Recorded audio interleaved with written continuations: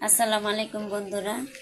এই তো রান্না বসিয়ে দিয়েছি আমার ভাস্তি ভাগ্নির জন্য। ঝাল কম খায় ওদের জন্য আমি গরুর মাংস দাঁতে বেজে যায় জন্য ওদের জন্য কলিজার ফ্যাপসাটা ভুনা করে নিচ্ছি হালকা জাল দিয়ে। আর আমাদের জন্য গরুর মাংস মাখিয়ে রেখে দিয়েছি।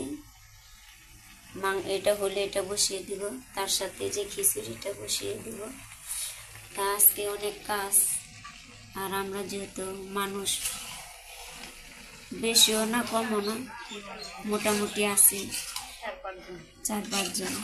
যেহেতু ঈদে বাড়িতে আসছি একটু ঝামেলা হবে, তাই তেমন গুছিয়ে কিছু দেখাতে পারলাম না। আর আর কি বলবো, রান্না হলো তো খাবো, এটা তো জানেনই। আর এই যে আমাদের গ্রামের বাড়ির রান্নাঘর কিন্তু গুছানো না। এক সময় পুরা বাসা গুছিয়ে একটা ভিডিও দিব, সবাই দেখে নেবেন। এখন হালকা করে দেখিয়ে দিলাম।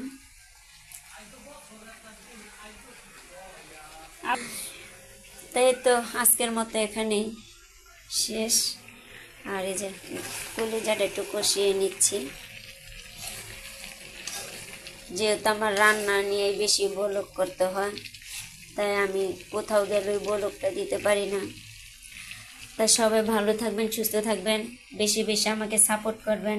আপনাদের ভালোবাসা আমার খুবই প্রয়োজন। তা সবাইকে আল্লাহ হাফেজ।